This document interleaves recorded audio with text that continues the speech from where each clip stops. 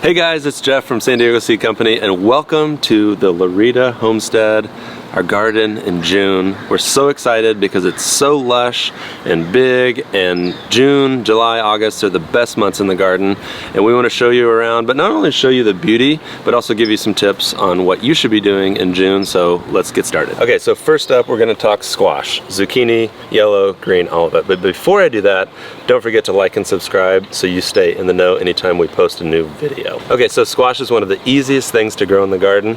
The only thing that's tricky about it, in my opinion, is how big it is. We got lucky with this plant because it's more of a vining shape, and so what you can see is as the plant grows, it's going to send out leaves and two types of flowers.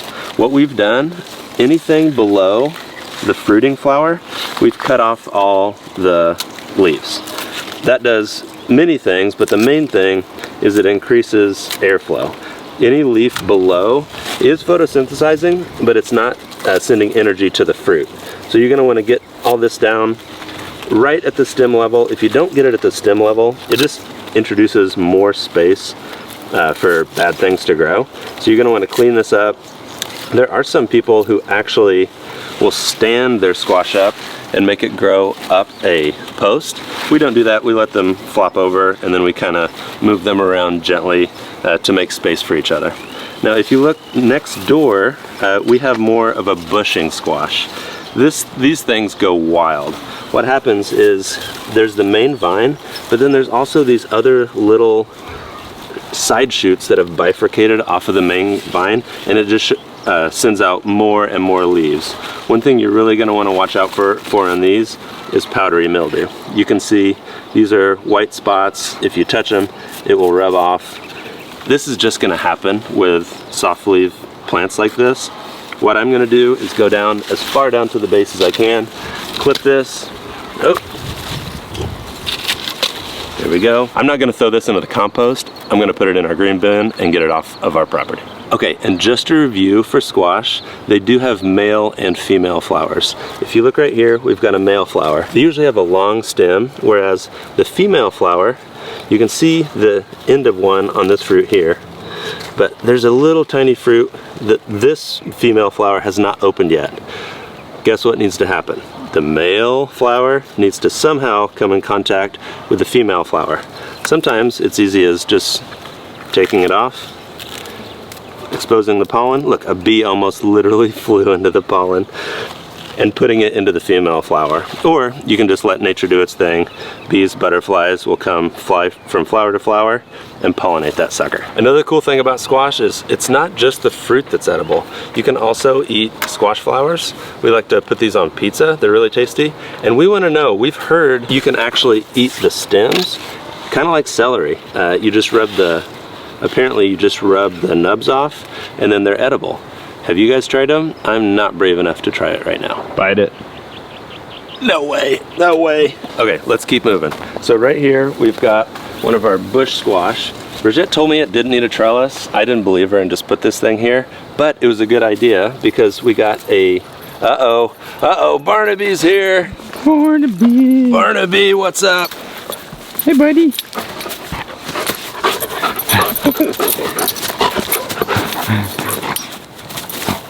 A lot of you guys might know we like to dog sit. That is just one of our mini dogs. We are dog sitting right now, but let's get back to the garden. As I was saying, this trellis actually ended up in a really good spot because we got a volunteer cucamelon that just popped up, and I'm gonna let it go. The kids love them. It grows really prolifically, and it gives you these little tiny cucumbers that have like a lime taste. They're really, really good. Then we've got our bush beans. Notice they're bush beans, not pole beans, so we didn't need any kind of trellising, but they're starting to put out beans, which is really exciting. And then our massive basil plants are right here. If you guys saw a few videos back, Brijette gave me a really good tip that when they start to flower, what I always did was I just took this top nub off and then called it a day. What happens is then these nubs are already developed so well that they just send out flowers right away. I went down one, maybe even two more nodes and went all the way down to that base, which promotes more bushing and more greenery. We could never eat all this basil. If you know us, please come take some. We need some help eating it. We got a couple peppers. This is one of our favorite peppers. It's actually going to turn red, but you can eat it in this state too, in the green state. This is the Nardello. It's sweet. There's no spice at all. And we actually prefer growing these to the bell peppers. It's effectively the same taste, but it's such a smaller fruit that there's less time for things to go wrong. We're gonna look at our bell peppers in a second. And looking over here at this bed, this is a really good example of intercropping. We've got our sweet potatoes, which are low, viney. They're gonna grow out this way. And then we've got our squash that send out leaves up. It does shade a little bit. We've got a lot of work in the garden. It's easy as just trimming the leaves that shade the plant and letting this go. Let's come on back. This is kind of a sad story. We had a hard year when it came to corn. I tried to direct sow. The crows stole the seeds. Barnaby, what are you doing? Hey, get out of the melons. Okay, for you new gardeners, you're very, very concerned right now. You're like, oh no, our plants are gonna get torn up. A plant of this size is totally fine. It's gonna bounce back. Just a little dog walking on the leaves. A branch might break here or there, but overall the plant is gonna survive, so you don't have to go crazy. Back to the corn sad story. We planted 25 from cell. They were about 3-4 inches tall, and they all got taken except these 3. So we're gonna leave them. It's not the end of the world because I had my watermelons and cantaloupe. I was gonna have them grow that way, but that's just in our walkway. So now I'm just gonna have them grow up this way in the corn bed. We'll take what we can get there, but we do have much more space for our melons now. Okay, so take a look at this. I have never been more proud of anything I've ever done in my entire life in the garden than these peppers. I have never, Barnaby. These peppers are so big. I didn't even know you could grow them this big. But if you take a look down here, we've got some nice developed fruit. These are the YOLO peppers. Again, they're gonna turn red. But one thing to look out for, we've got some boring insects in there. Not the end of the world. That's why I clipped it now, because the longer you let those insects in there, the more they're gonna eat, and it's just gonna ruin your fruit. But it's still edible. When you open it up, you might see some black seeds and things like that. Just clean out the bad parts and eat the good parts. If you've seen some of our videos in the past, we did the lower and lean method with cucumbers. Worked okay, but I said this year, let's just let them go wild, and they have done just that. Here's a few things to look out for cucumbers. If you give them sun and energy and space, they are gonna be huge. So one thing you're gonna definitely wanna do is keep the leaves up off the ground. The main stems are gonna go. At the axle, they're gonna have secondary stems that are just gonna naturally spill onto the ground.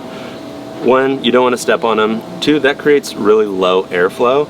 So you've got 2 options. Either clip them off or find the end of one of them and manually put it up higher. So you want the plant to grow up. As it grows up, obviously it's getting closer to the sun, which it likes, but the main thing is it gives airflow. Also, do not be afraid to harvest them early. Every time that you harvest a fruit, the plant says, oh crap, that's not gonna produce seed. We better put out more flowers, and more flowers means more fruit and bigger harvests. All right, let me finish this cucumber real quick, and we'll talk tomatoes. Now I know what Brijette means when she takes a bite and then we have to take a break. It's impossible to talk with food in your mouth. It's okay, I'm like all wiggly over here. Okay, so here we are at the Lucid Gem lower and lean tomatoes. As you can see, they are loaded. One thing that I definitely could probably do is remove some of these just to make the plant send energy towards a less amount of tomatoes. You're gonna get bigger, tastier tomatoes. I can see this one has already been found by some kind of insect. Oh my gosh! There it is. So you'll see a tasty delight right there. That is some kind of caterpillar. There's some caterpillar poop there on the left. And I'm just gonna take a bite of it. I'm just gonna let this bug feast on this tomato. Hopefully it will turn into a butterfly and then come pollinate some of our other plants, maybe in the fall, I don't know.